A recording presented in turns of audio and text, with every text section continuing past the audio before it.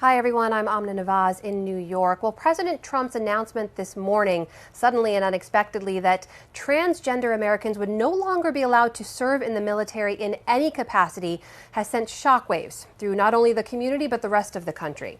Here with us now to talk about this in a little bit more detail is Laila Ireland. She's joining us live from our Dallas, Texas affiliate, WFAA. Laila is herself a trans woman, an activist, an advocate, and I should mention a retired Army veteran after 13 years serving as a combat medic in the Army. Laila, thank you so much for your service and thank you for joining us today. Thank you for having me, Amna.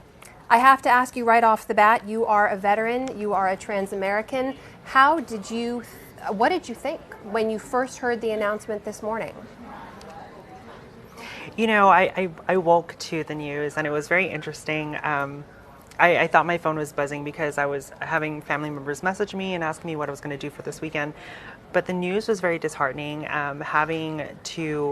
knowing that the work that we've done in the last year and a half or the last 2 years is being put to question now, and saying that we are not capable of serving in any capacity. So it's very disheartening to even hear, and to have to. It's a tough pill to swallow. But on the flip side of that, understanding that there is so much more work to do, and we could have to continue to push forward. Well, let's talk about the argument as the president laid it out this morning. And again, details are still coming out about exactly how this would be implemented and what it would mean. But let's take a look at the president's tweets from this morning. He said he consulted with generals and military experts and that transgender individuals are no longer allowed to serve in any capacity. He cited, though, the tremendous medical costs and the disruption, those are his words, that transgender in the military would entail. Does that make sense to you, those two reasons, tremendous medical costs and disruption in the military? You know, Amna, I would definitely disagree with that. The RAND Corporation and the New England Journal of Medicine, you know, they looked into this and they found that the cost was it was inexpensive. It was just negligible. The military and the government spend much more money on treating acne or even Viagra. So it's not disruptive at all. And myself included, and alongside other advocates and service members, have shattered that glass ceiling, showing that we are capable of doing the job, if not better than our counterparts. So I'm not sure where he's getting his information from, but here we are, and we're going to show them that we're still here and we're not going anywhere. You know, Laila, I got to ask you, because your husband is also transgender. He is active duty right now. So this is really impacting you and your family in a very real way. But it came a bit out of the blue. I mean, I think we've got this old tweet we can bring up now. This is a president who, as early as over a year ago and well into the last few months, was talking about being a strong advocate for the LGBTQ community. He said that he would be better than other candidates. He said that he will fight for them, while, as you mentioned, his opponent, then Hillary, brings in more people that will threaten your freedoms and beliefs. Did this come out of the blue for you? Did you think that anything like this might happen? You know, I'm doing the advocacy work from 2012 until now, and even before that, following the same templates that our predecessors have laid out for us. This isn't a surprise, but we didn't expect it to come so brash and so quickly, especially with the July 1st deadline for allowing trans people to enlist into the military being pushed back to January. So this is something that we expected, but I don't think we were ready for the impact that it would have. Logan and I, we now have to worry about, if this does become an issue and that this new rule is implemented, what are we going to do on the outside? So we have to prepare for our private lives and what happens after that out of the military. But we have to maintain the positive thoughts and make sure that we keep pushing forward, like I said, and ensuring that with the community and other people that are experiencing the same things.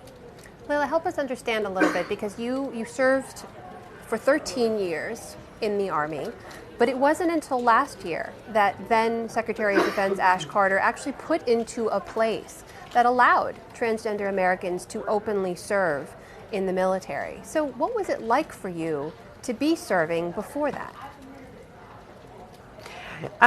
You know, in my years of service, I served both under the Donuts Don't Tell policy, and when that I watched that happen, the repeal happen, and I also served under the remnants of Donuts Don't Tell for transgender service members. It's watching the Secretary of Defense Ash Carter, you know, make that announcement was both we were so happy, but at the same time, I was sad that I was no longer in service to watch that happen. But I was very happy for my husband to experience that and to continue in his career. And like many of our friends who are trans and in the military, this was a good message for them and gave them that hope that, okay, things can change, it will get better, and we just have to continue to push forward and be in that fight as well. Tell me a little bit about your time in service, though, because I think this is something a lot of people don't know about. For a lot of people who aren't openly serving as trans, they don't understand what it may be like to serve in the U.S. military as transgender. You and your husband shared your experience very intimately in a documentary project as well.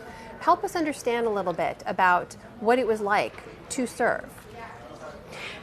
You know, when our video that was produced by the New York Times was released in summer of 2015, we did it basically because we knew that in order to move forward, there has to be someone who's going to sacrifice what they have, and that's with anything in life. And so when we shared our story, we did not expect the impact that it would have had, but it did, and it has been great. Prior to that, though, understanding that we still served under this rule where transgender people aren't allowed to serve openly, it was rather difficult. But I think by us sharing our story, we opened those doors and we provoked those conversations with not just with our units and with the military, but with people outside of that. And that's what had a major influence on making the decision to allow transgender people to serve openly.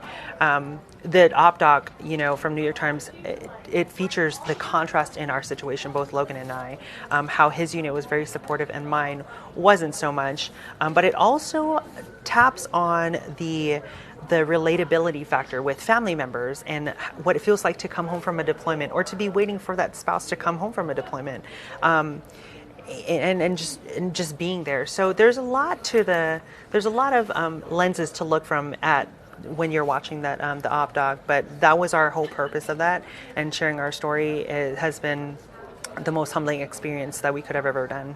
Let me ask you this. Now, there's been an onslaught of detractors, of criticism on social media and elsewhere, even from Republicans, in response to the president's announcement this morning. But there's been some supporters, too. I want to ask you about one in particular, who is a congresswoman from Missouri, who basically said she's pleased by President Trump's announcement. And she also said that military service is a privilege, not a right. What do you make of that statement? So the military is an all-volunteer force. It is a right. I don't think it's a privilege. It is a right, because you have people, and I've done this in many speaking events where I've asked how many people in the room, ever thought they would ever serve, and a lot of them majority of them never rose their hand. And why is that? Because they don't want to. But you have these people, these able and willing people, good Americans that want to serve this great country that is already great. Why would you want to stop them from doing that? So it's not. I wouldn't say that it's a privilege, but it really is a right that we can do that. Laila, let me ask you what you're worried about now. Obviously, you're on the activism side. You're comfortable going out. You're talking to people about what you'd like to see change and what you'd like to see happen. Logan, your husband, as you mentioned, is still active duty. He is still serving as this announcement is being processed. What are you worried about? From a personal perspective, the only worry that I have is that we are not going to be respected as actual people. Jobs come and go, and that's just how it is. Some people stay in jobs for their entire lives. Some people don't. But what we're only asking for is the dignity and respect as human beings, because we're no different from the next person who bleeds or cries or loves.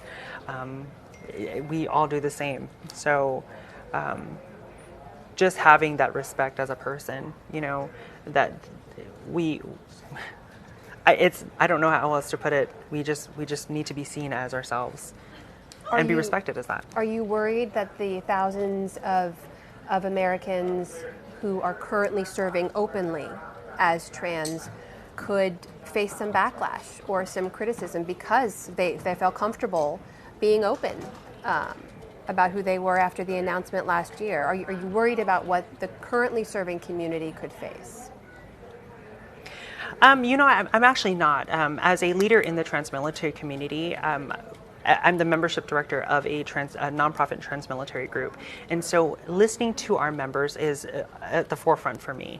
But hearing their concerns and listening to how their unit teams and their command teams and their leadership is reacting to the news, it's overwhelmingly positive. And that's so comforting, especially with what's happening now and what's being said. And so I think it's important to highlight that there are good leaders out there that are making sure that they're fighting for the right for good soldiers and good troops to continue to do their job in the capacity of them being their authentic selves. And Laila, you laughed as I read to you some of the statements of people supporting the president's announcement. You're keeping a smile on your face now. This has to be difficult for you, though. This is the president of your country basically saying that you are not able to serve in the military after your 13 years of service. My father-in-law said during the op-doc that these people are your everyday Americans that are fighting for the same liberties and freedoms that you have. And so even if that means we're fighting for the same liberty and freedoms for someone of great significance in our community to go to Twitter and make their, uneducated opinion, I smile because we have to. And we have to make sure that we encourage our members, our service members who are trans and who are out, that they are not alone in this fight, that we are doing our best, and this is not going to be the end, and we'll keep going and moving forward. Laila, where can you direct people who want to learn more about what they can do to support the trans military community? Where should they go? You can check our website out. It's www.spartapride.org, or you can check out the American Military Partner Association as well. Other LGBT organizations are putting out their statements and listing resources where they can go and to help and be of assistance to this cause. It's very important that, the people that said they would stand by us through this all really step up and step out, and they show up to help us, because words are just words, but actions speak louder than that. So, Laila Ireland, thank you so much for your time. Thank you, Amna, for having me. And thanks to all of you for watching as well. Remember, you can always go to abcnews.com anytime for continuing coverage of that story and many others. For now, I'm Amna Nawaz, and I'll see you back here soon.